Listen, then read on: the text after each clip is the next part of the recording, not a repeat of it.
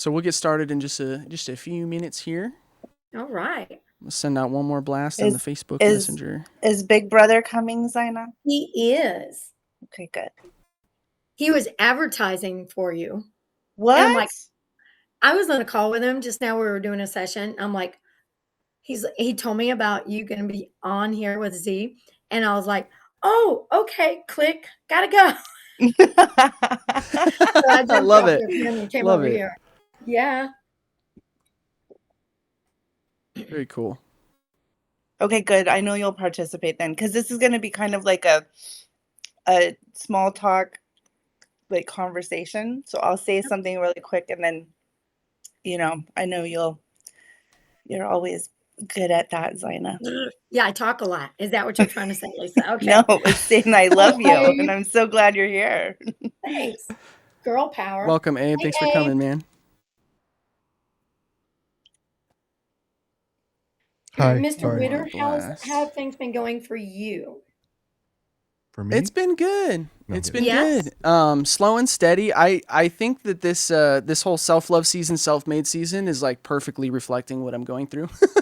Because we're doing Nice. like a content sprint for a month and then like taking care of yourself for a month. And it's funny because I'm almost on the opposite. Like I keep doing my content during the off months and a lot of my relaxing during the it's just for whatever reason. But like this month I've been really trying to do it myself. Like we just me and my girl just got back from the skate country. We're like rollerblading, which is something I haven't done since I was like a little kid. So it's fun. Wow. It's a fun my excuse to like gosh. do good things for yourself, you know? Yeah, for sure. So Yeah. Oh my gosh, that's insane. I love that. that's fun. Super fun. I'm going to go get my All right, headphones. I'll be right back. last- Cool. Perfect. We are live with Lisa Black now. Don't miss the party. What? Cool. Well, I figure we'll get in the spirit of Lisa Black loving ourselves, we're going to start on time today, which I love. And as soon as I don't want to mess it up. Zina, right? Zina. Yeah, Zina. Okay, I keep flipping it in my Zina. I Perfect. know that. As soon as Zina comes back. Right. I know. That's cool. People always mess up my name too. So, hey, Donnie, welcome. What is up, Yay. lovelies? What's up? What's up? Oh, my sister's here too, huh? Heck yeah, she is. You know she ain't gonna miss The sun hanging and out with everything me, in the but full spirit. Hey, second Donald in the building. Perfect timing. What? The Donalds pull up in twos, I guess. that's what This is happened. awesome. What a good turnout already. Yeah, it is. Cool. All right, y'all. Well, I guess we'll get started. We'll let some more people trickle in. I'm sure a couple will. Yeah, Nico said he's going to pull up. We'll be live. So, I think everybody in here kind of knows the gist already, but the big thing with self-love season is, as creatives, we get burnt out. You can never make enough content. We're all like out competing each other for like, oh, I can put out 10 pieces of content a day. I can put out 100. I can put out 1,000. And I love that. I believe in that. I preach that. But it's super easy to get caught up in it and get just drowning to the point where you're not taking care of yourself. So that's the whole gist is let's not burn out. Let's make it a sustainable. It's a marathon, not a race. We want to have good, quick moves throughout the day, but on the long term, we don't want to fry and burn out. So, it's about the next 10 years, not the next, 10 days. So with that being said, I'm going to play a brief little video that I feel like sums it up. It's an anime, so my bad. It's a little bit graphic. I didn't even realize, but just the audio is really on point, I think. So I'm just going to zoom it down a little bit, but let me know what you guys think about these words right here. Let me pull up the screen. And then let me know if you guys can hear it okay as well. Here we go. Boom. All right, here we go. Burnout. Burnout is a heavenly restriction. The user gains endurance at the cost of themselves. They continue moving long after their energy is gone, forcing the body and mind beyond their limits. Rest begins to feel undeserved. Exhaustion becomes normal. Even small tasks start to feel heavy, yet the user keeps going anyway. This restriction cannot be ignored forever. Eventually the body slows, the mind shuts down, a condition that doesn't break the user instantly, but drains them little by little until nothing remains. Boom. Couldn't have said it any better. So that's exactly what we don't want to do, right? So in the spirit of that, that's the self-made creators vibe, and I'm going to pass it off to Lisa. For those who don't know, Lisa is an amazing, wonderful human being who's been supporting self-made creators since almost day one. She's super active in the Goosify community, and that's where I met her, and me and Donnie all kind of met in the same place with her as well. She runs her own group called Love Yourself to Health, which is basically embodying the spirit of what self-love season is all about. So I could not think of a better person for this. So with that, I'm going to pass it along. Lisa, go crazy. Thank you so much, Zee. I'm so. And I'll cut that out right now. Sorry about the echo. Oh, that's cool. So thank you so much for having me here. It's so good to see people that I know and people that I don't. I'm so grateful for all of you. And hey, I'm so excited to be here. So I'm going to just kind of ask a few questions. And as I'm going to ask a question and have a little bit of a conversation, and then we'll move on to the next topic. So the first topic is, are you creating from love or from validation? There's a huge difference between creating because you have something to give and creating because you need someone to tell you you're enough, right? There's a difference between that. So likes don't determine your worth, followers don't determine your value, and views don't determine whether your message mattered. So what are your thoughts around that as far as creating your own content and where you feel like you're creating your content from? Does anybody want to share? Okay, I'm going to jump right in. So when you say creating your own content, are you just talking about who we are online and who we represent online? Yeah, like why are you doing what you're doing versus like, are you doing it for validation of your worth, or are you doing it to give and to give to your community or give to, humanity as a whole? Okay, so I'm just going to jump in there and just use my brother Donnie. Hi, Donnie. I'm going to use you right now. He's my big brother, and so I can do that. So in his content on Skool, and especially on his YouTube, he bleeds. I mean, he gives. I mean, just like a zip and and he's just giving. And I do not believe, I know him, and I do not believe it's for validation. I think that some people, and you can see them like on social media, especially like Facebook, like they're taking selfies and they're doing the little kissy lips and all that good stuff.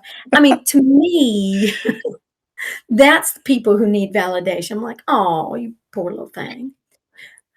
But Donnie, I really feel like I would agree. from his heart. Yeah, and it's about even if it is a giving thing, it's a question for within.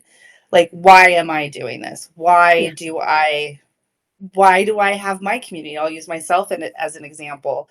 I care so much about humanity. I don't have kids, right? So, and I'm not gonna have kids. So my legacy is going to be what I've given to the world. And my coaching and what I do is how I'm changing other people's family trees. Like, the people I coach are going to become better people who will become better parents, who will, be able to raise their children in a way that makes the world a better place. So that's my way of giving back to humanity. And it's also my way of giving to the individual, so in your content creation, just being mindful of where it's coming from is something that I feel like is a really good thing it's a way for you to keep yourself in check as well. So you're not over giving for the wrong reasons, right? You're giving because it's actually coming from the heart not because you're wanting to receive something from it in that moment. You know what I mean? Yes. So self-love is also a way to trust your own voice.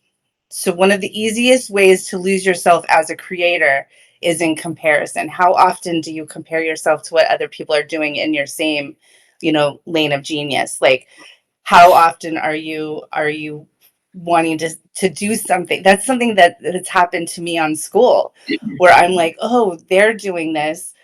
Oh, I should try to do that too. Or my community is not as good because it doesn't have this many people in it, right? So when you trust yourself and you trust your own voice, you're coming from a place of self-love, because you are so unique, and you are so important in what you specifically can bring to the table.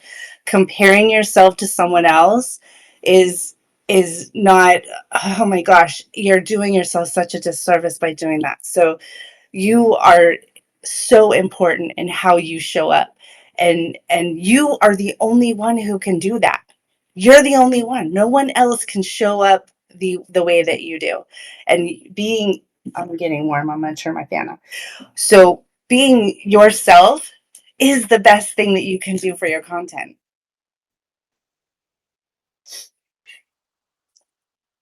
Does anybody have anything that they'd like to share as far as that's concerned? You know what, Lisa? You bring up a good point, and I've noticed other creators, specifically on YouTube, are saying a very similar thing. That stop trying to the new trend for YouTube, especially if you have content like mine where you're teaching or you're trying to share how you do things with other people, is that people don't want the flashy. The trend is people don't really want the flashy edited graphic motion stuff anymore. They want authentically you. Yes. What they want, unedited videos, which I've been doing the entire time because I'm lazy. You know what I mean? I don't care about edits. I don't really care. Right. And my thought has always been, if you come to my YouTube channel and I'm offering you something that you can use, awesome.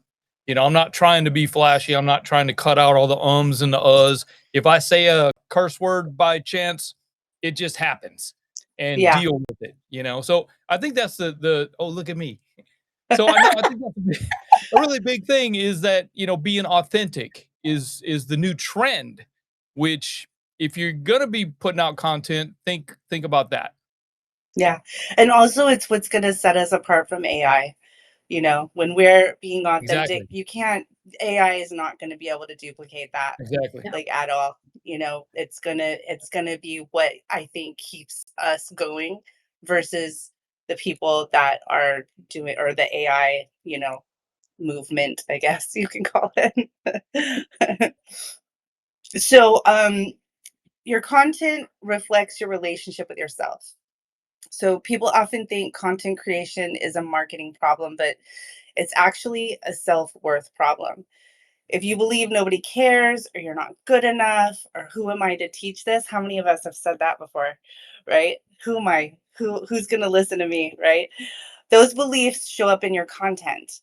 Instead of learning another algorithm, heal the relationship with yourself. So one of the things that I love about this topic is how we can really show up for ourselves. And when we do that, piggybacking on what Donnie said earlier, the authenticity behind that's what people are going to gravitate towards. They're going to gravitate towards the real you showing up, not comparing yourself to other people. Your authenticity is going to be what attracts people to you and your content. So does anybody have anything about that they would like to share? I don't know if you guys can hear me good, but definitely, I just want to strongly agree with that. There was an article that I saw. Well, an article is an Instagram post, but I think it summed it up super perfectly. They took a study of like literally all the highest performing AI pieces of art, like the literal best possible painting you could make, the best possible portrait you could make, the best possible song you could make, all these different things. And I mean, it's the best possible song. I don't know, but whatever. And what they found was that objectively, people thought these were super high quality pieces of work, but they didn't care because there was no personal story behind it. And I think like we underestimate the value of story and of like, to me, that's what authenticity really comes from is what is your story? Why are you who you are? Just like Lisa was saying, like, are you making something to impress somebody? Or are you making something because you believe in it? And we subconsciously resonate. Like if you can tell somebody believes in what they're saying, like we're more likely to get it. I went and bought nachos earlier and I was like, are the nachos good? I'm like, I know they're nachos. They suck. They're great, And she's like, I don't know. I've never had them. I was like, how can you sell this if you don't believe in it? Anyways, I really resonate with that. What? Oh, yeah, totally.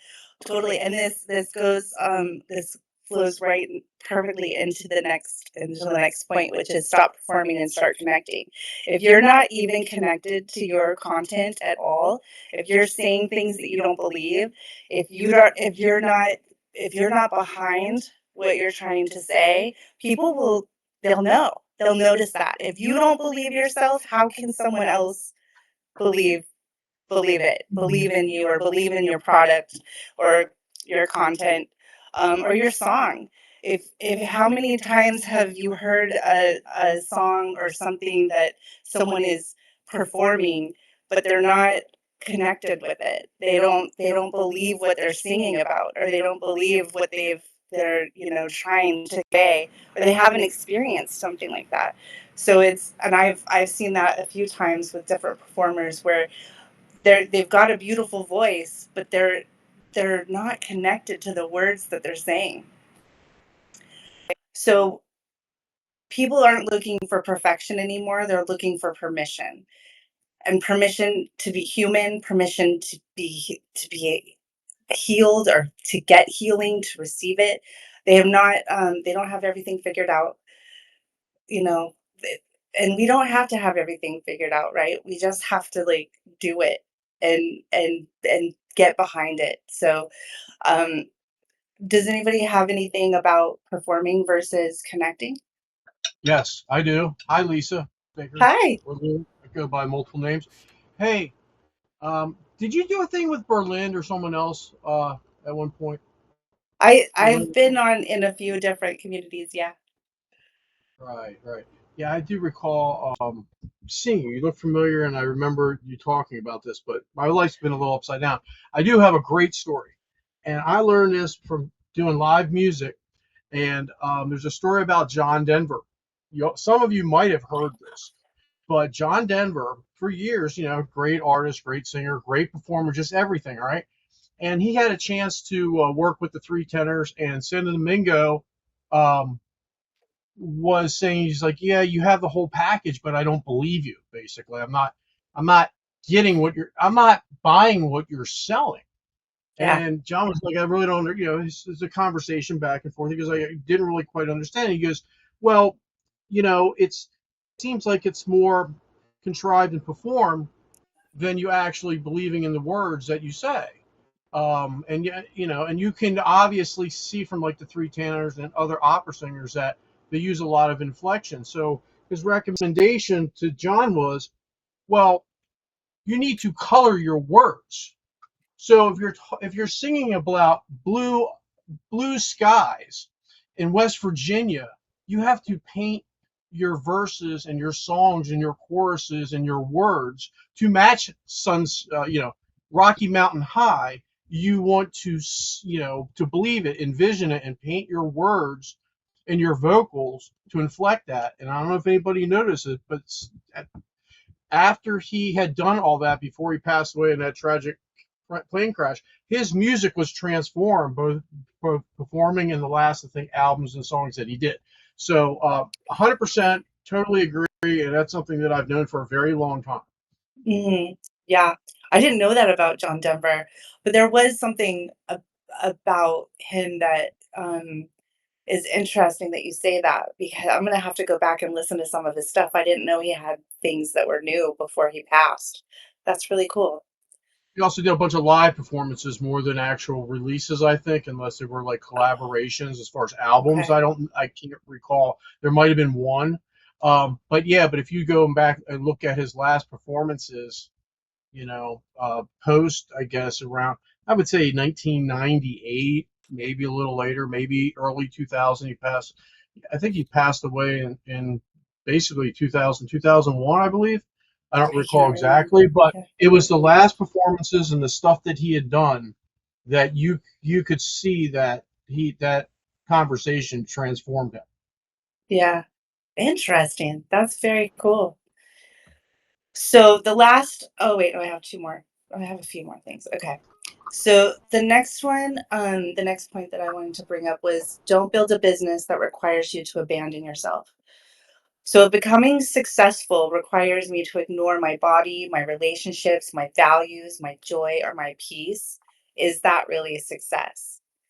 So making sure that you're prioritizing rest, you're setting boundaries for yourself, and that includes yourself.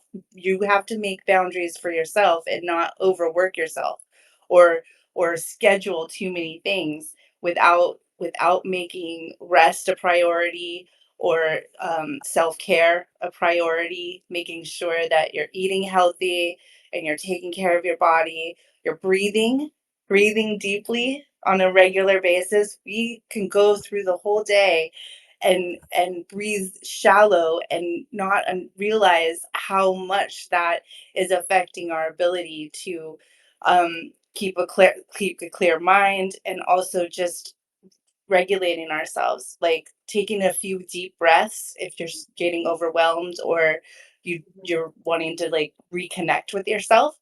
Though that's one of my favorite ways of doing that. Also, creating sustainability. So making sure that what you're doing is sustainable, that you're not creating this, like what Z said earlier, 1,000 pieces of content a day.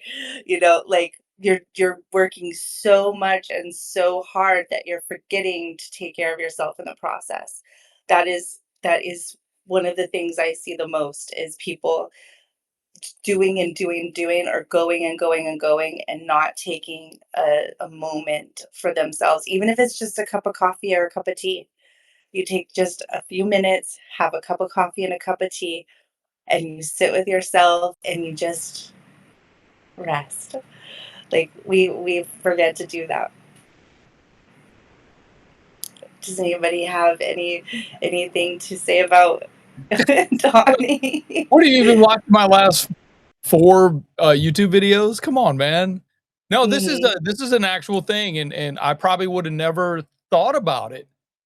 And if the if we had not lost our building where my studio was located, I would probably still be just grinding, because that's what it's about. I mean, no offense to Z Mhm. or anybody else here that's got the studio, but don't grind on it all the time, bro. Go live life, or what, Yeah, as the kids might say, go outside and touch some grass, man. Take some time, because yeah. I didn't realize that when you're in it, you don't realize it No, it's until you so get out easy of to it. get sucked in. Yeah. 100%. I didn't realize it until I didn't have it anymore. And now I'm like, why didn't I do this 10 years ago? I should have done this 10 years ago, Yeah. And there's Yeah. so many regrets that I have by just doing the grind, you Yeah. know. But don't It's do it. easy to do Yeah, no, because it's very especially if you're comparing, if there's someone in the, building next to you. I mean, I know we're virtual here on Skool, but if someone else has a community that's similar to yours, or a like a same kind of song or content that you're creating, something that's similar, and you're comparing yourself, it's easy to get sucked into the grind of trying to outdo them, right? Or the keeping up with the Joneses, right? Or is that what it is? The Joneses? So yeah, making sure that you don't abandon yourself in the process is so important. And it's something that if you have to schedule it in, schedule it in. If you have to put it in your schedule and say, okay, and sleep doesn't count. Sleeping isn't part of what we're talking about here. You taking time to do something just for you. because it's so easy to get caught up with everything else and what everybody else is doing, and people that you love in your life. Making sure that you carve out a little bit of time for yourself, it's so important. So, you are more than your metrics, right? Algorithms measure attention, they do not measure impact. Someone may never like your post and still have their life changed by it just because they're not. I've seen that so much in my community. My community is a space where people kind of, I think, feel a little vulnerable if they participate. And so I've seen on the back end, or conversations that I've had with people, where things that I have said have impacted them, but I would never know if I'm only looking for likes or comments or things like that. So making sure that you don't that one of my coaches said, something's in the silence. I can't something's in the silence. I'll remember it. But the positivity is silent. They don't say anything. Like, when it's making an impact, it's silent. You won't know.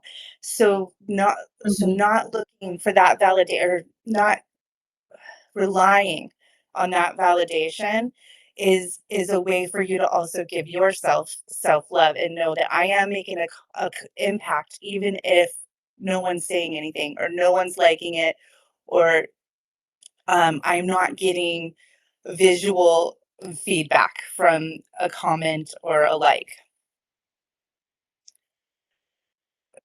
Can anybody relate to that?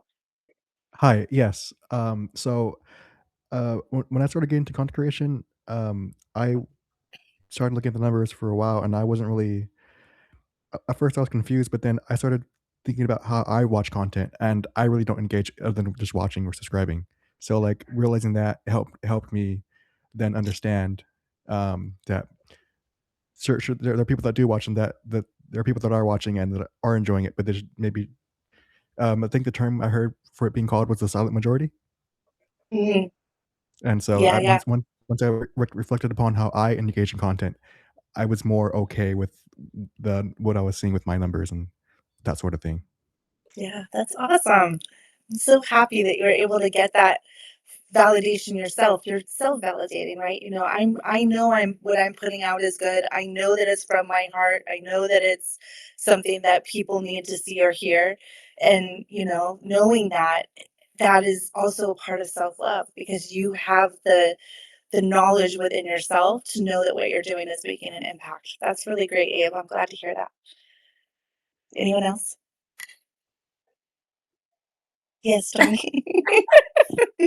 Sorry, I keep jumping in here because this is so much fun. I actually had somebody say to me one time, I was given some advice on a YouTube channel, right? On my YouTube channel, and the guy it took time out of his day to leave a comment and said, "Bro, you've only got 600 subscribers. You don't know what you're talking about. Why should I?" He literally said, "Why should I listen to anything you say? You've only got 300 subscribers, whatever, how many ever I had at the time." Right? I'm like, "Bro, you just don't get it. Subscribers, your social media followers are not going to pay your rent, bro. I mean, Yeah. that's not Right, going to happen. So that's not what right. it's about. I'm not here looking for followers. I'm not here looking for people to watch my videos. I don't really care. My channel is it's available to be monetized, yet I don't monetize it. That's not why I Mhm. do it. Mhm. And this guy just didn't get it. But what was really funny is he took the time out of his day Yeah. to leave a comment on one of my videos that said that. It's just so Yeah, stupid. I said, yeah, "Yeah, bro, yeah. my Grammy might say otherwise, but you do you, boo. You're good." So it was pretty funny. Oh my God, I love that so much. Oh, and that ties in actually to the next point, which content is an act of service. That's exactly what you were just saying, Donnie. Instead of asking yourself, how do I get people to like me? Ask, how can I serve one person today? You're the epitome of that, Donnie. Thank you so much for sharing that, because it is so true. It is so it coming from the heart is what's gonna get you noticed. And coming from and that's so funny that that guy did that, because I would be curious to see what triggered him, because something that you said obviously hit a nerve, right? He connected with something you said, whether it was positive or negative. He connected with it enough to say something to you, and that is so interesting to me. So the next and last point, and then we'll open it up for just conversation and Q and Excuse A. me, Lisa, Is real quick. yes, I just want to point out one other thing. I think I've heard Donnie actually say this. You know, people who aren't like Donnie's not looking to make a buck, and he's looking to share his experience and whatnot.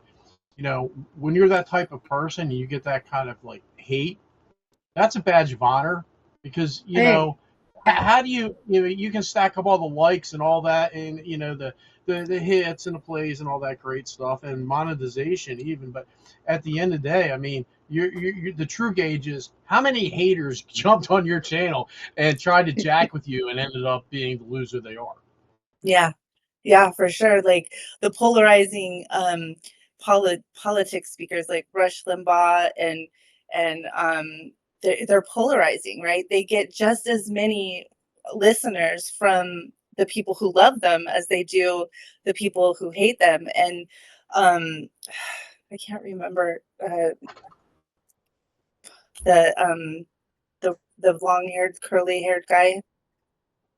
I forget what his name is, but he was the same, where people would just listen because they didn't like him. They didn't like what he was saying, so oh he got my. just as many listeners from people not liking. So I love that. Yeah, thank you, Lou. That's so good. Yeah. So the last point is the relationship matters most. Your audience isn't your most important relationship. The relationship you have with yourself is. Why you show up for yourself, why you show up and do the things that you do, is because if you lose yourself while trying to reach everyone else, you've gained an audience but abandoned the person who needed you most. And that is the most important part of what I would love for you to leave here with today, is that self-abandonment is is the worst thing that you can do for any reason, but especially when you're putting yourself out there and you're putting your content out there. Relationship with yourself is what matters most.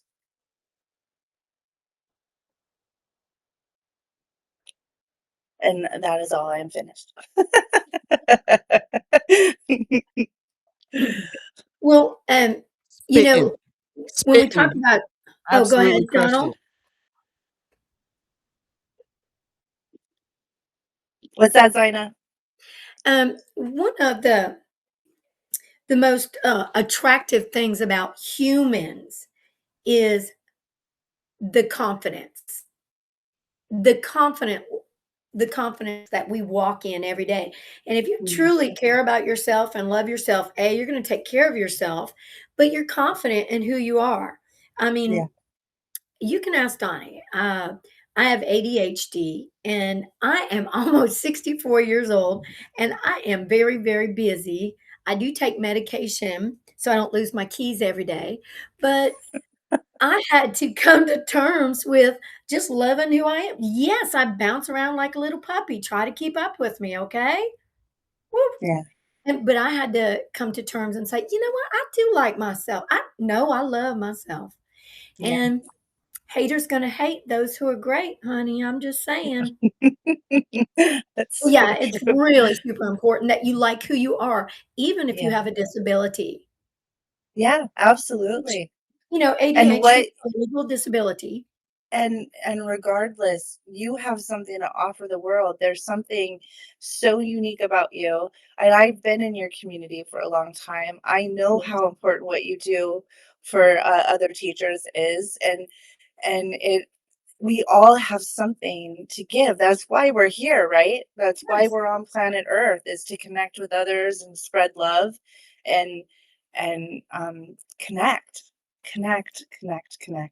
that's it. That is why we're here, and it's a definitive human trait in nature. Like it's something we all need, and when we're authentically doing that through our content, it's going to be inevitable.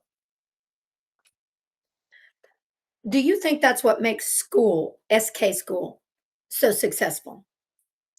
The communication, the connection. Yeah. I mean, of all the platforms I've ever been on, this one, I feel like I have actual friends. You, Donnie, Z, like Yeah. I feel like I know you guys, and if I needed anything, I could reach out. I've been on Facebook since 2011, and I've met actually 2 people in all that time. And Wow. I've not met them in real life, but I feel like, I know them. If I reached out, they would actually reply. But school's different. Yeah. It feels like real community. Like we're really trying to actually do something positive in each other's lives. I It's so agree. cool because we've done it locally for so long, and that was like such a staple of what made our little pocket kind of stand out was like that we were all actually friends, as opposed to a lot of these other spots. It's like pay to play, and it's like we don't Yeah. really remember each other's names and stuff like. Whereas like over at our spot, it's like we know your name, we listen to your songs. Like when you drop something new, we want to hear it. And it's like I think Skool is the only place on the internet where I've really felt like that. So it's cool. Like, and every single person that's pulling up today from our people, these are I know in real life that I've worked with firsthand. So it's cool to like see the connection and like because you guys like you said it perfectly. I feel like we're actually friends. Like Donnie Baker in particular, I really got to shout him out. I don't know if you guys who are new to the chat have heard about him, but he's an LA Grammy winning producer engineer, and he just hangs out with us like we're bros. It's dope. So it's like it's a very special place. You can reach out to people who are like, Josh West is another guy. Lou Baker's killing it. Lisa, obviously, we're all doing our own thing, but we're not. There's not this competitive mentality. And like Lisa said, I know we all look at each other and go, oh, that's cool. I should do that. And oh, that's cool. Maybe I should, but it's all out of love. And I know if like one of us had a contest or a gig or an idea or whatever, and the other person was like, hey, how'd you do that? Would you show me? We totally would. It's just a different Absolutely. mentality. We want to help lift each other up. The rising tide lifts all sails, all that good stuff. So I really resonate with that for sure. Yeah, absolutely. The next time I'm out in Arizona, I got a place to stay. So Heck yeah. Y'all can come to Houston. Stay with me. There you go. Yeah, just bring your Neve, Donnie. I love it. Well, this is now, I mean, I'm open for questions, or we can just chat, whatever you guys would like to do. I would love Something to I'd like So to super quick, say about, something, if that's okay. oh, So most of the time when I make content, it's like therapy for me. It's usually I'm going through something jump and I'm in, just Marcus. trying Go to for it. let it out Make you with pimp it. like my best abilities. And right now I'm at a point in my life where I'm actually very fulfilled, and a lot of the things that I was going through in my life is over, and I'm doing pretty well. And because of that, it's been about 3 months since I've made content because I can't figure out what to say without it coming off almost braggadocious. And that's not who I am. It's not my image. And I've been thinking about things that people I know have been going through, but it's hard to really put that into like a box and make something because I don't want to speak for them if I don't truly know their story. So I don't know if that's something that you guys could kind of speak on, but Yeah. that's my issue right now. Is my block is I'm too fulfilled. I'm too comfortable right now. I don't know what exactly I need therapy for. You know what I mean? Yeah. What is your content about? Like, what are you a musician? Yeah, I'm a hip hop artist. I'm a lyricist. Okay. I write music and I perform it, and I just basically try to relate to people. That's really what it is. I relate to people, and I make music for like my great grandkids because I don't know anything about my great grandfather, and I want to change Oh, that. I love Aw. that. Yeah. My question to you would be, what are you afraid of what people will think? Is that why you're not wanting to make content now? Because you're not in No, a I don't think it's a fear. I think it's more in the lines of I hold myself accountable at a very high level, and I know the image that I care about. I'm a very devout Christian, and so I want to make sure that I'm following a direction that my God expects out of me. And so a lot of times when I make music, it's to be completely like unapologetically honest and candid with everything I'm doing. So sometimes I find it hard to stay in that route because I'll hear a beat and it'll give me an idea, but it just doesn't match anything that I relate to. And so I'm working on this issue right now where I've come up with a few concepts, but they're very touchy concepts. So I just haven't quite found a way to approach it in a way that I see as like fully at the level it should be. Okay. What makes you feel like, or I want to frame this properly. So you're saying that you were doing a lot of content when you weren't in the best of places, and now that you're in a better Yeah. place, you're having a difficult time coming up with ideas. I don't have a hard time coming up with ideas. I do have a lot of stuff that I've made, but it's not anything I'm proud of. It's more like it's fun to listen to for me, but I don't like to drop that kind of content because it's not so much an image. It's more in the lines of, does it go with the album I'm trying to make? I'm working on an album right now, and it's called Mickey's Psychological Circus, and I'm trying to hit all these different emotions and all these different things that I've faced in my life, and I'm doing okay at it. I made one song that's like a diss track to myself that basically like attacks all my insecurities, and then I made a song in rebuttal to that that's like explaining why none of that matters because like I'm in charge of my own path and I can do better. Mm-hmm. Like, and then I made another song for my daughter about being like the best father I can be for her. Aw. Like things like That song that. slaps. I heard that song. That song's great. And I'm also right now I'm currently putting together a song about losing ones that you love because I've kind of been facing that a lot lately. Mm-hmm. And that one's really hard to touch, so I haven't even hardly began to do it because it's just such a hard subject. Yeah. Yeah. I think I might have something for this one, Lisa. Okay. So, correct me if I'm wrong, Mickey, but I'm kind of hearing like, I hear comedians deal with this a lot, where it's like you use comedy and obviously music also, but like I'm thinking of it for comedy right now, where it's like, oh man, I make light of myself, I make fun of myself, so when life is horrible, I have all this material, and then it's like Yeah. life gets better, and like because through art you're naturally like purging all these different emotions and stuff, and then it's like, man, you almost start to even out, and you're like, dang, like the fuel that I was using like isn't there anymore in abundance the way that it was. And I feel like you kind of have a few options there. Like there's no rules, right? But I Yeah. get what you're saying, where it's like you know how to be funny, right? But you don't necessarily want the cheap laughs. You want the laughs that like resonate with the theme of what you're trying to do, right? Is that kind Yeah. of like, and so it's I like, want to touch somebody so deeply that like it makes them want to do what I do.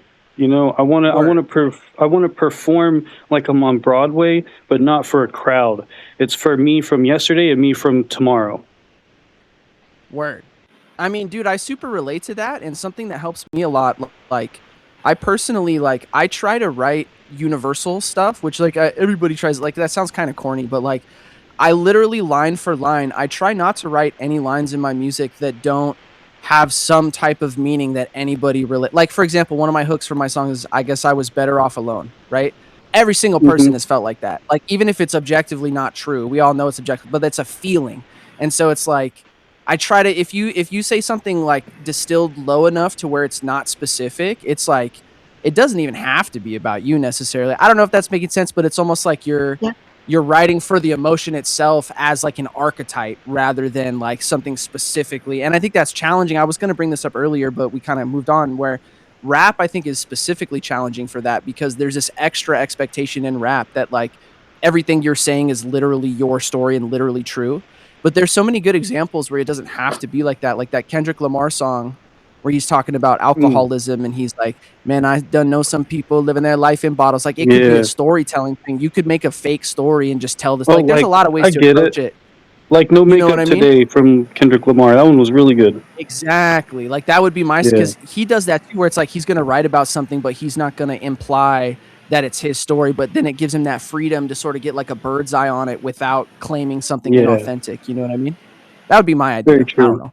I don't know. The other thing I was going to say, definitely what's the rut? what I wrestle What's the with, rut? for sure.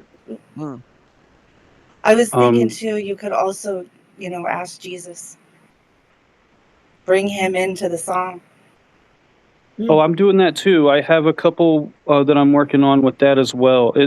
It's a difficult one because I'm wanting to hit specific like books from the Bible, and I want it to relate to what I'm going through, but it'll be a story of me, but it's like hand in hand with how that book is written. Yeah. Which makes it very difficult. So I'm kind of taking too big of a bite to chew, and it makes it take even more time, which is fine. I'm okay with that. And I know I have this huge portfolio of songs that I've already like, distributed and it's out there, and I haven't really made any videos for them. So I do know that there's these things that I can be working on in the meantime while I'm trying to come up with the new content that really like resonates with me. Because to be honest with you, I'm mostly used to make this music because like I'll be driving in my car and I'll listen to one about my daughter and I'll literally be crying my ass off trying to go to work. Sorry for the cussing, my bad. But or like I'll hear a song about something that makes me feel good about myself, like my 300C that I just bought not too long ago. Like I made a song about just going on rides with my lady and just me and her going anywhere in the country we want to, and that's what the song's about. How like it's our vessel to go live our lives and go on an adventure. Yeah, you got it. Maybe you need rest. Maybe it's time you're in a season. Yeah. Right? Yeah, that's true. Maybe I just need to focus on exactly what I'm going through right now, which is basically getting my life exactly where I've been always wanting it to be. And then once I get to that, I'll probably have room to actually be more creative again. Maybe you're right about that. Yeah. You're maybe putting too much pressure on yourself to perform and or create. And let that yourself makes sense. Give yourself a little bit of grace. Well, I appreciate that. I don't want to take over the whole chat, but I appreciate all the words, and I love you, Z, like usual. You're my brother. Heck yeah. Z's the best. Oh, yeah. Love you too, bro. Dude, I think it's the jambalaya thing. Sometimes you got to let it cook. Yeah, man. You got to simmer. Oh, yeah. I know he'll get that analogy right there. Oh, yeah. Yeah, absolutely.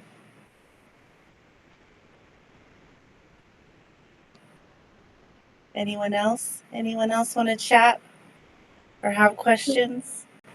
Well, Lisa, I was wondering if you could give us a parting word of advice about loving ourselves to health, self-care. And Mr. Ritter, thank you so much for hosting this. Mm. This has been amazing. This is good. This is good. It has been a great time. Yeah. Real quick before we take off too, I got something. So don't everybody run out. We got one quick little thing at the end. Okay. Well, I would want to share that loving yourself is the most important thing you can do. It is loving yourself like your life depends on it, because it does. You are the most important person in your life. You have one body. You have this life. I mean, whether or not you believe you have lots of lives, but this life that you're living right now, and taking care of yourself is the most important thing you can do. So love yourself, because I love you. You're important, you matter, and you are loved. Thank you. Amazing, Lisa. You rock. You're absolutely wonderful. That was great. So real quick, before we let you guys go, I just want to take 2 seconds to remind you guys that it is self-love season, and we have a little tiny chat to go with that. If you go in the classroom right here, hope you guys can see what we're looking at, and you scroll just down just a bit, you see self-love season right here.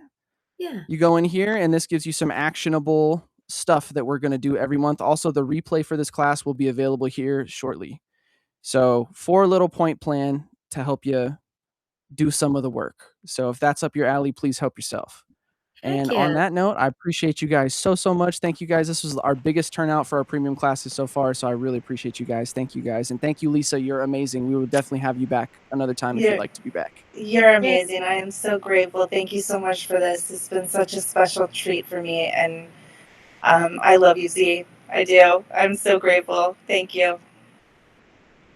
Much love, everybody. Thank you guys for coming. I'm going to hang out for a couple minutes if anybody wants to kick it. And y'all have a beautiful, blessed weekend. And love yourself. Make some fun stuff. Have a great weekend, everybody. Bye-bye. Later, Lisa. Thank you again. You're so welcome. Bye-bye. Later. That was awesome. Hell yeah! Thank you guys for coming. That was a bang class. What's up, Hosea? Thanks for pulling up. What's up, Mickey Pant? What's up, Redman? Some newbies. Santo in the building. Let's go. What's up, man? What up, Oh, yeah. now? It's cool. It's cool to see you guys. It's fun. It feels like getting some open mic vibes back. You know what I'm saying? Yeah, I got in a little bit late, so I didn't want to jump into the topic, make it a little bit irrelevant. But yeah, it was some good stuff. Oh yeah, that was the first guest speaker we had, so it was a cool little glimpse into what's coming, man. We're gonna do a lot more cool shit. Jose, I was thinking maybe it'd be cool to get you on here for some finance shit at some point. I had that thought brewing in the back of my mind. Abe might do one next week. No pressure. Bet. That'd be sick. Yeah, for sure. I already have another Saturday event that I'm doing, so yeah, anytime, man, we can put something together for you. And then I guess one of the things I was thinking about too, because unfortunately I don't get to do too much on the local scene because I'm always doing stuff with business and work, but because of that, I'm always kind of itching to get back to it, so I'm usually not short on creativity.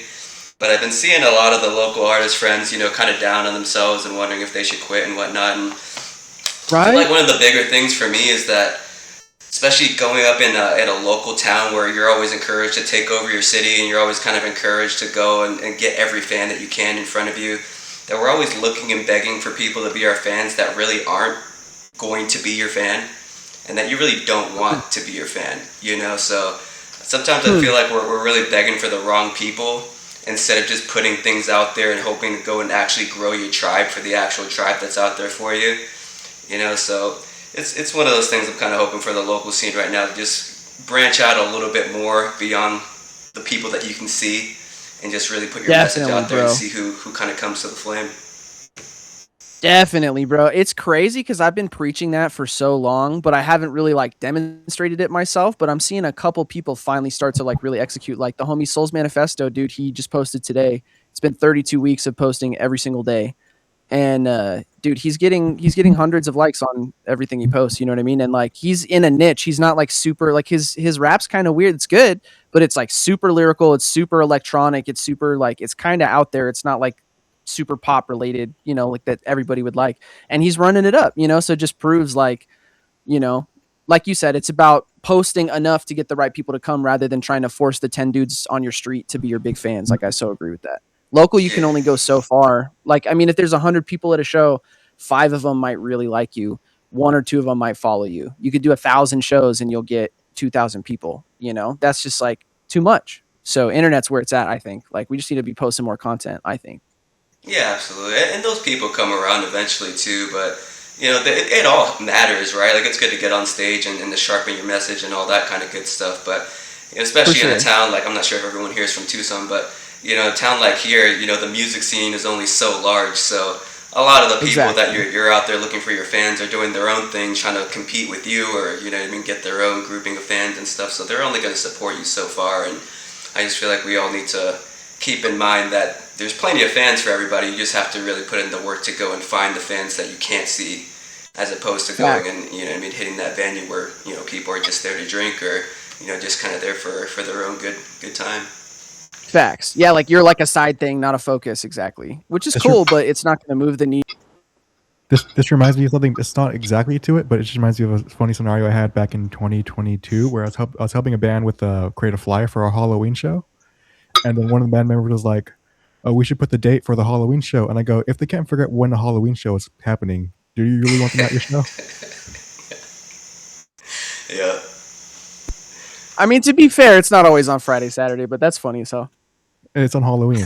If they can't figure out something I've noticed though, dude, if you do the Halloween show, because we've done it both ways. We've done the Halloween show the Friday, because a lot of times Halloween will be on a Wednesday or something, So it's we'll do the show the Friday before Halloween and it's pop, and you do it Thursday the day after. Nobody dresses up. Halloween's over, bro. Once it's over, it's over. I don't know. That's random, but I don't know, man. You got some girls on Facebook and Instagram where it's Halloween virtually every day of the year, So it's that's hard to say at this point. Oh yeah. Well, yeah. I want to thank everybody for coming, man. It's cool. It's the first time we've all been in the room together, so and we've all made music together. So. Oh, Zee, I have a new idea for a thing I could do possibly. I want to get your opinion on it. Is it cool if we talk about it here? What's up? Yeah, sure. Everyone here is mostly artists, right? In your group? Yeah. Yeah. All right, perfect. So I was thinking like maybe I'd like just give a breakdown of like what I'm looking for as an engineer from an artist. That'd be cool. Like as far as how to operate in the studio, or as far as like deliverables as like takes and Both, stuff like all that. of What do you it. mean? Oh, All cool. of it. Yeah, that'd be fire. I've been meaning to do like a here's what to expect when you go in the studio and like how to get the most out of your engineer, because that's definitely an underrated thing for sure. That'd be sick. Yeah, I'm still thinking about it because I'm just busy right now. You know, That's less. No rush. But I know it'll be a banger. Abe's very talented, y'all. So if he does if he does a class, it'll be a banger. He's definitely a goat. No, I'm not. He's an AI. Yeah. No, I'd appreciate that, man, because working with some producers, outside of Zee, who was one of the first that I worked with, where it was kind of easy to go in and get some direction at the moment. You don't want to spend a lot of money spinning your wheels not knowing what you're going in there to do. So it's definitely something that goes a long way, knowing exactly what you need to bring and knowing what you need to send to the producer along the way, just to make sure you make the most of that hour, Yeah, especially like because I've kind of I'm in the middle of kind of I'm at the end of a lifespan. My current studio's lifespan. I'm looking for a new location, and part of what I realized is like I don't want that dentist office feeling, but I also don't want it to feel like a shitty home, like like a home studio or bedroom studio. So like I'm trying to figure out what that middle ground is for like, so like you don't feel, an artist doesn't feel really pressured or like they're under microscope the whole time. I just want them to feel like it's a great space, and part of that for me as an engineer is sacrificing the acoustics of the room, but the benefit I get out of the artist in that sense is worth it for me as a producer. Right. I big relate to that. Like I recently started letting natural light into my room. There's been a window right next to my desk the whole time, but I've never opened it. Like maybe almost just under a decade, I've never opened the window, but I started opening for the first time. And an artist I usually have there all the time was like, I love the change. And like they said, the vibe felt way better, and it just was an overall better experience for them. Just because usually we end a session and we'll leave the studio and go, it's dark out, or it's still daylight. What a surprise! But then now it's like that casino effect. Yeah, facts. We used to do that too, man, and it's crazy because we had a good reason. We kind of wanted the privacy and all that stuff, but like, man, having it open, it's like, oh, it's so much better. It's definitely dude, sunlight. It makes you live. It's important. Also, it was better for photos. For everyone wants to shoot content in the studio, like having natural light in the background makes it feel more so like, I guess, as like a luxurious thing as opposed to being in a dark basement, because everyone has a dark basement and they could record it, or a spare room, right? So, right. For sure, it's just a different experience. And that's what I feel like. It's also something that's beneficial. Like, because as an artist, you're looking for an experience, you're not looking for, because you could record at your own place, right? But when you hire someone else's, you're getting another perspective from a producer, and then you all you have to do is worry about performing, right? So if I could offer something different compared to what artists have, that's already perfect. You should be looking for an abandoned church in your area, man. Something with vaulted ceilings that has a kitchen that's big, it's got offices, that you can do all types of stuff. That's a good idea, Loki. Churches that have just been abandoned. Sometimes the city the temple over here, so that'd fit. That'd be awesome. Yeah, warehouses, old schools, like an older school. Some like we have a school in our town, and I don't think they've figured out exactly what they're going to do with it. But it's like it's all sectioned off in different buildings. I don't know if they're going to do like multi-office building type things. A place like that, especially after hours, you don't have any neighbors, man. You can be as loud as you want in like an office building complex or something. That's what I got, dude. It's amazing. We don't have any neighbors at night. Like we'll bump the sub at 2-3 in the morning. I'll be in here singing, screaming, and we never got complaints, dude. It's amazing. That's like one of the main reasons I love it. Yeah, you don't want to be by a highway. You don't want to be by a truck stop. You don't want to be anything that's going to by airport. You also got to think about how much noise you might have that's passed through that you really can't do anything about. Being too close to a highway. But they're just some ideas for you. Yeah, so I'm looking. I'm in Texas. So I'm looking to actually build a studio between San Antonio and Austin, and that because it's only an hour drive between the two cities. Somewhere in the middle there, because there's lots of huge populations of people in both cities, of course. And but like It's called Mako. somewhere, but Right between them. and I'd love to have it be isolated for that very reason, and also permitting is easier with that sort of thing, and zoning and those type of laws. You know, the noise thing as well, and then also it can also be like a more so like a vacation. Another thing too is I live about a 30-minute drive from the Gulf as well, and I've stayed at some houses that are right on the water, like maybe like 10 feet from the water, from the ocean. And I thought about like, oh, it'd be great if I was able to get one of these properties and turn it into like a Airbnb with also a recording studio there, because huge glass windows looking over the ocean, you know, and in between recording sessions you could go fishing or go in the pool or have a barbecue, or you know, that's something else I've also considered doing, just to give more so of an experience than just another generic studio. Customer service, baby. You know, it'd be cool too that I've been thinking about, because my mom runs a Airbnb. I was like, man, it'd be cool to do like an Airbnb studio. I mean, it'd probably be a nightmare, but it'd be cool because it's like, you know, you could like rent the studio, and then like the night, and probably be a cool little packet. Like, you know, like you rent the studio for a week. It's like have fly out and stay. You know, something like that could be cool.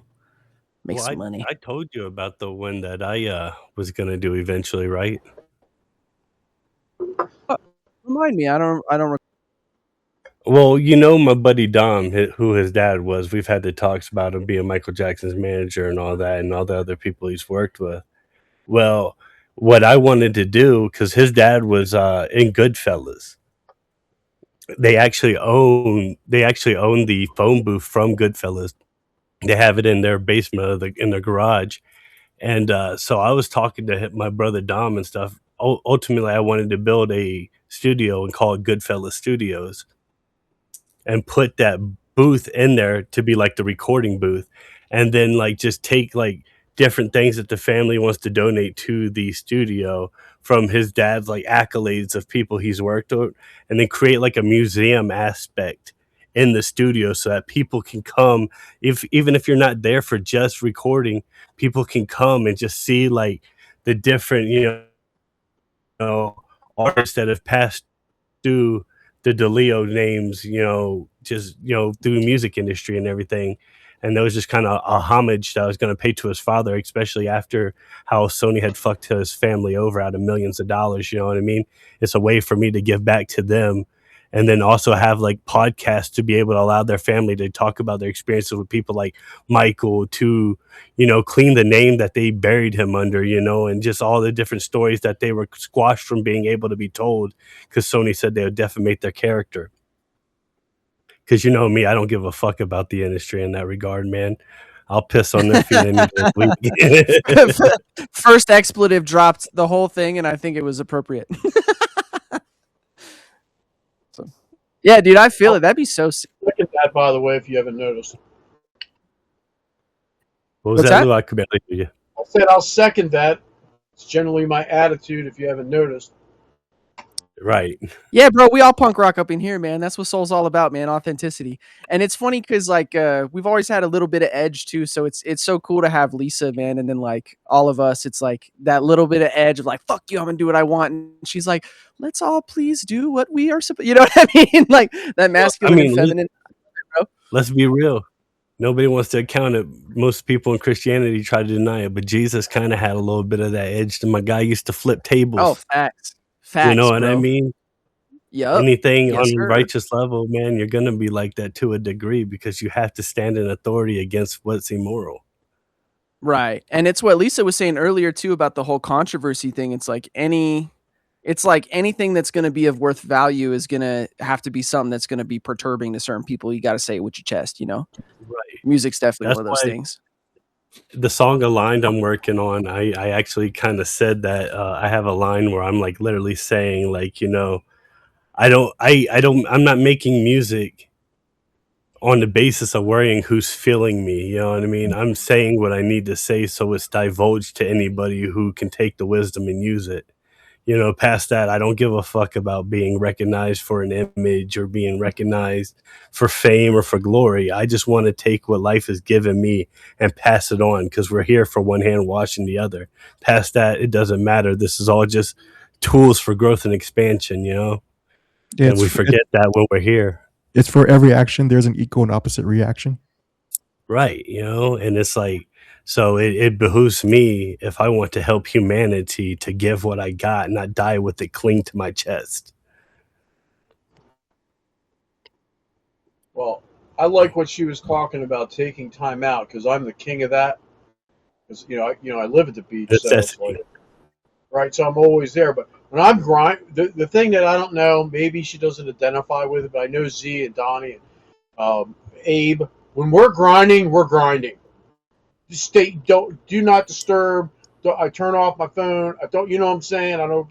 When I'm grinding and I'm in that zone, those zones don't happen that often as far as your high creative, like the muse and the ability to that things are coming together. You have got to have the ability to turn the entire world off and work through that, because one, it doesn't last forever, and the other thing is it doesn't happen a lot.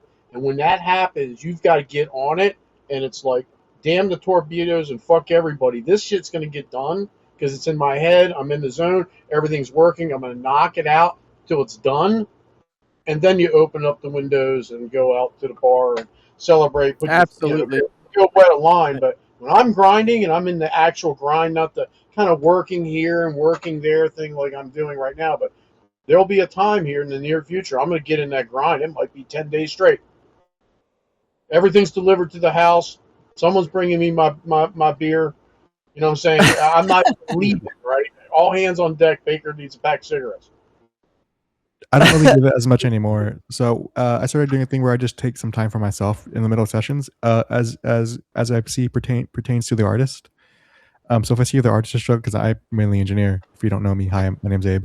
But if I see an artist is struggling, I would say like, hey, let's take a minute or two, and just reset. And during that time, I would be either on my phone too, or I would just be like, I would stand up and walk around and stretch out a little bit, and then when I feel like it's right, if the artist is ready, then we'll go back to it.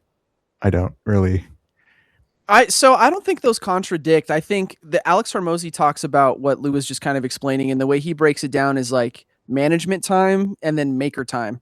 And so it's like maker time would be like the whole session, like an 8-hour session or a 6-hour session or a 4-hour block where you're locked in, or in Lou's case, a fucking 10-day manic race to the finish, which I relate to. I do that all the time. But like, basically it's like with management time, it's like, oh, I might take a call. I might go do a letter. I might go run some errands. I might go do this, bing, bing, bing. I call it bing, bing. It's like bing, bing. We're going to do this, bing, boom, bing, boom. But like, you can't be in the middle of a maker session. You can't be in a 6-hour session and then like stop for an hour and like go do something else and then come back without having to have like a little bit of a reset time. And I think like a little 5-minute break, like a smoke break or whatever, is totally different. Cause to me, that's almost like within the maker time.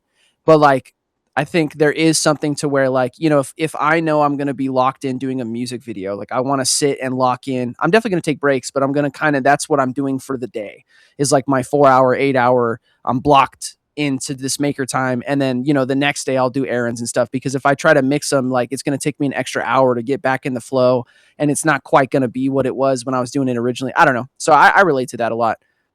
Well, I've seen the extreme end of that. I have a friend. He's a composer he's a video game composer, and he would literally when he could hide for a project, he would literally have a going away party, just because he isolates because he's like alone and isolated for like 6 months at a time writing. Damn, that's a little excessive for sure. And you never hear from him. Like, maybe like during that 6 months, I maybe hear from him once or twice, one or two. It's about to be me when this new Zelda drops, bro. And it's even worse when you consider the fact he's also in Australia too. So like the time zone thing is even worse.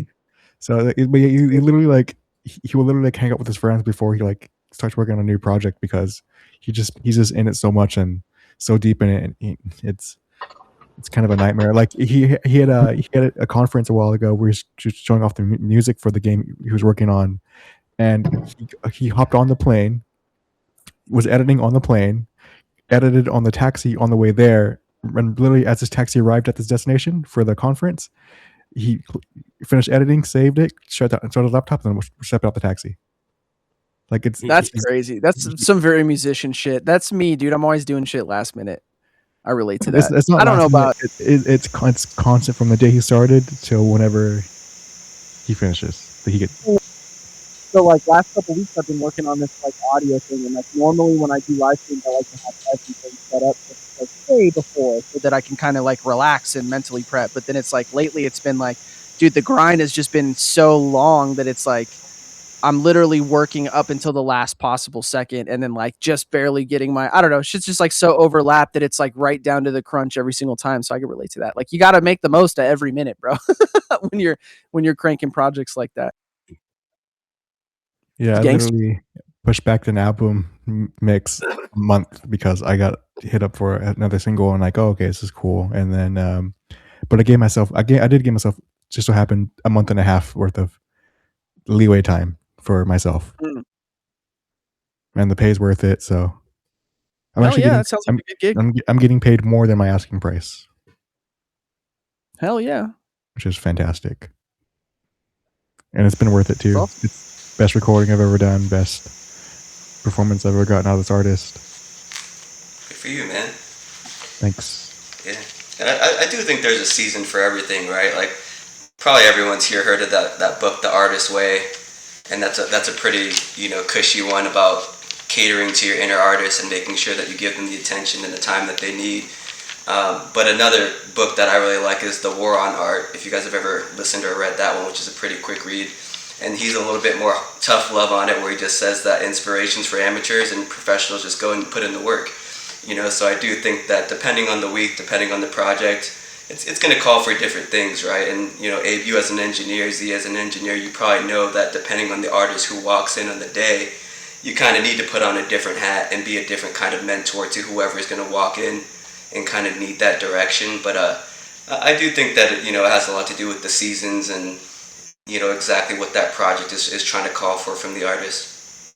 Yeah, I have a friend, his name is John, Jon, and he literally writes for an hour every single day, no matter what. He sits down at his desk and he has to write something every day for an hour.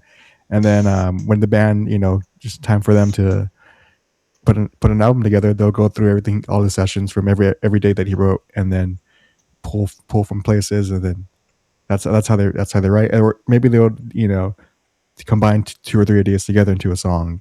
It's stuff like that. And that's something I've kind of learned when it comes to being in the studios. Like you can't just sit around and wait for the idea to happen, especially in the studio, right? So, that's a skill I'm still working on for myself, because I actually stopped playing and writing because engineering, producing is what I love, and that's what I'm doing, and I'm grateful for that. But it's a skill I'm still working on, and I'm enjoying it again, helping other artists, which is fantastic. But it's something that I'm trying to train myself to like be able to go and I need to, and it's been exciting, and some of my best ideas have come from that, and not from inspiration, but just from getting to work. Yeah, I mean it's tough to put in that time, but I think it rewards you, compounding over time, as you get those ideas kind of just rolling over each other, and then whether they're sticking in your mind or they're in a notebook or two that you can come back and draw from, inevitably you end up with a good song out of that random idea that was just kind of some doodling or some writing that becomes like your best work later on. Yeah, also part of it for me is because I've been offering a service recently where I help artists change genres. So for example, currently I'm seeing this artist on this next week, who's going from doing pop, or not pop, I'm sorry, like indie pop kind of music, and they want to start doing stadiums or arena metal. It's like overhyped, over the top produced metal music, and So trying to maintain their identity is part of me writing in a new style. It's because I'm just helping them keep their identity. So I'm also helping them write in the new style, and that's a way I found to almost exercise that muscle for writing, is just try to like stuff in different styles, and then from that I'm able to maintain. I'm able to learning new genres is how I'm also able to stay.